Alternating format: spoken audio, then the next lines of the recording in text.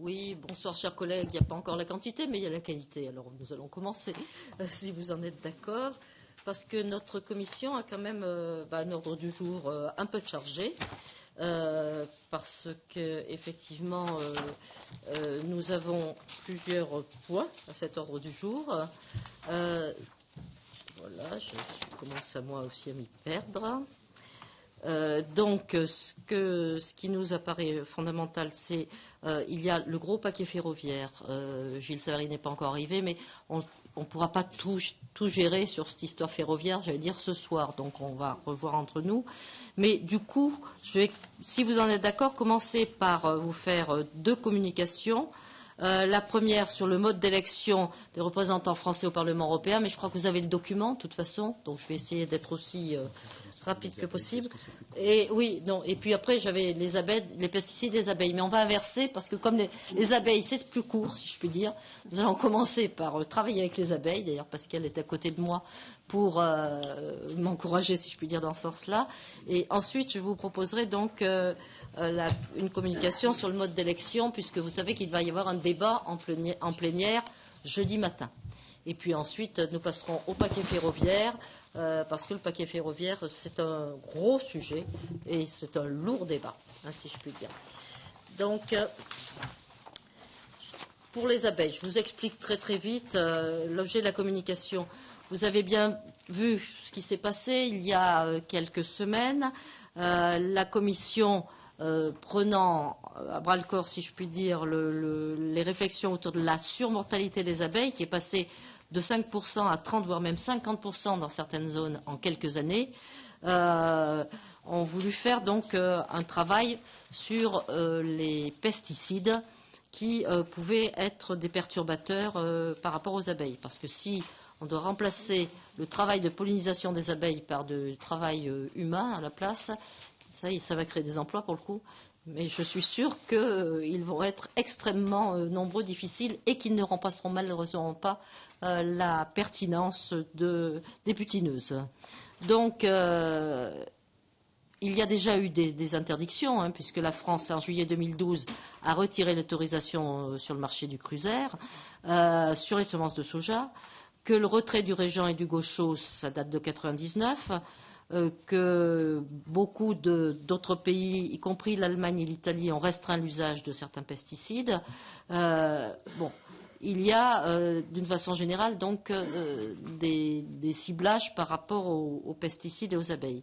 Bien entendu, les entreprises qui produisent ces pesticides, Bayer et Syngenta, nous expliquent que leurs produits n'ont pas de risque majeur par rapport à ces abeilles.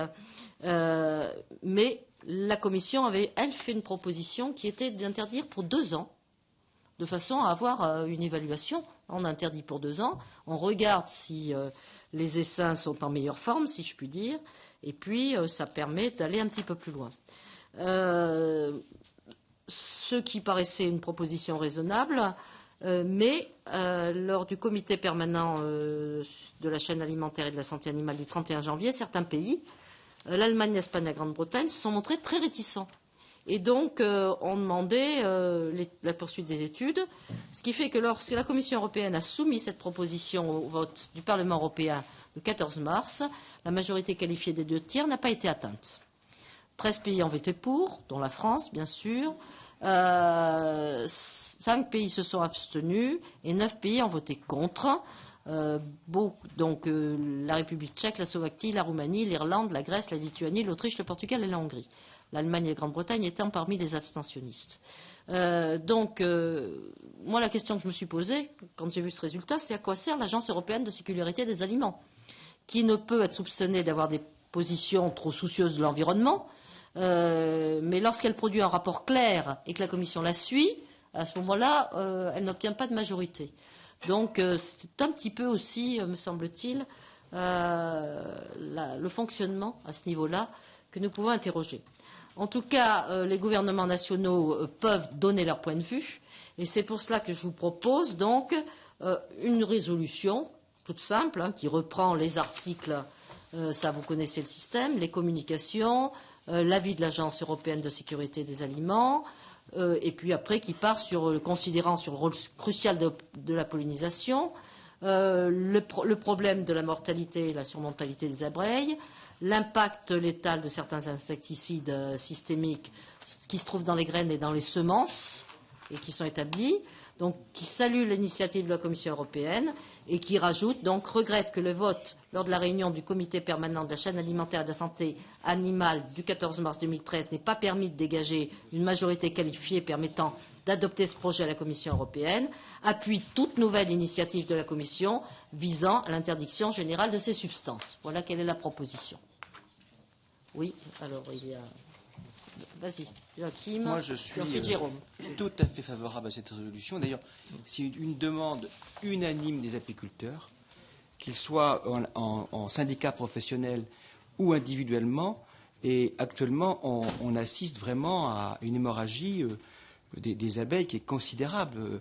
30% et certaines régions, on arrive à 50%. Et je crois qu'il y a une urgence à la matière si on veut conserver en France l'apiculture digne de ce nom, parce qu'on a beaucoup d'apiculteurs qui sont quasiment pas artisanaux, quasiment bénévoles. On a beaucoup de petits apiculteurs qui font ça par passion, et là ils sont complètement diminués actuellement. Moi je sais qu'ils viennent me contacter en disant mais pourquoi on n'interdit pas certains pesticides. Donc cette réponse, elle est intéressante, elle est positive, même si effectivement j'espère qu'on aura une décision définitive dans l'avenir. Et je ne comprends pas d'ailleurs pourquoi certains pays s'opposent à cette directive. Est-ce qu'ils ont eux-mêmes une apiculture forte ou pas? Parce que la France est intéressée directement par l'apiculture. Voilà, moi je suis tout à fait intéressé par cette résolution et il faut bien sûr la soutenir. Il faut la voter unanimement. Si. Jérôme. Évidemment, sur le fond, je ne peux qu'approuver cette communication et les conclusions que tu nous proposes, la proposition de résolution. Cela dit, je pense que, je ne sais pas si vraiment on peut le faire, mais je te suggère, je pense que la question des pesticides n'est pas responsable que de la mortalité des abeilles. Hein. Voilà. Et oui, et alors de ce fait, peut-être, alors je crois savoir, vu ma grande expérience, on va dire, qu'il n'est pas commun ou il n'est pas d'usage, on va dire, de faire référence ici à l'Assemblée nationale des travaux qui peuvent avoir lieu dans l'autre assemblée parlementaire qui est le Sénat. Mais il se trouve, comme tu le sais bien, Daniel, que le Sénat vient, il y a 2-3 mois à peu près, quelques mois, vient de rendre un rapport très très intéressant et très très significatif, rapport adopté à l'unanimité par nos collègues sénateurs, sur tous les dangers relevant de l'usage des produits phytosanitaires, en particulier les pesticides, et je me demandais si on pouvait pas, si tu pouvais pas, dans ta proposition de résolution européenne, oui, voilà, exactement, faire état de ce travail qui est, à mon sens, tout à fait intéressant. Et Pierre Lequillet. Intervenir parce que nous sommes tout à fait d'accord sur la résolution, mais je veux dire que je partage l'observation de Jérôme Lambert. Vous en êtes... Oui, vas-y. Oui, je m'associe à Pierre Lequillet. Jérôme ne vous l'a pas dit, on ne sera pas contre lui, mais il a été piqué par des abeilles quand il était petit. Et il en a un souvenir qui est vraiment extraordinaire. Et donc voilà, donc le considérant, nous le prenons, nous le faisons nôtre. Oui, mais je pense que Jérôme est pour une élimination extrêmement ciblée et assez ponctuelle de ces insectes piqueurs. Yves Daniel. Oui, merci Madame la Présidente. Moi, je suis complètement favorable, bien sûr, à cette proposition, d'autant plus que la situation est certes urgente, mais est venue se rajouter à cela le frelon asiatique, qui donc détruit lui aussi donc les essaims d'abeilles. Là, on n'en parle pas parce qu'il s'agit d'une proposition sur les pesticides. Mais moi, je pense que la phrase appuie toute nouvelle initiative de la Commission.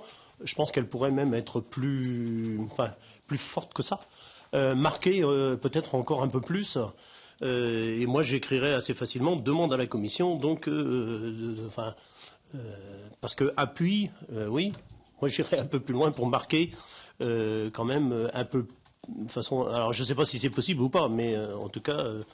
Alors si je reprends, et on a une eurodéputée avec nous, elle peut peut-être donner son point de vue, mais si je reprends moi, mon expérience passée d'eurodéputée, on demande, parce qu'on est nationaux et qu'on pense que le sujet est important, et le fait qu'on rajoute un considérant par rapport au Sénat, je pense, montre qu'on est bien en phase les uns et les autres, et c'est très très positif. En même temps, la Commission a pris une initiative qui était une initiative qui nous paraissait aller dans le bon sens, donc il n'y a pas de raison, on appuie ce qu'elle a déjà fait, il n'y a pas de raison de lui demander ce qu'elle était déjà en train de faire. On est simplement en train de lui dire allez, retourne au combat parce qu'on est derrière toi, hein, grosso modo c'est ça. Et ça me paraît être je vais dire de bonne diplomatie, je sais pas. Voilà, hein. Et ça enlève pas, ça affaiblit pas à mon avis le texte, hein, parce que c'est vraiment si vous d'accord. Donc si vous en êtes d'accord, vous êtes d'accord pour qu'on adopte cette résolution à l'unanimité? Eh bien, je vous en remercie beaucoup.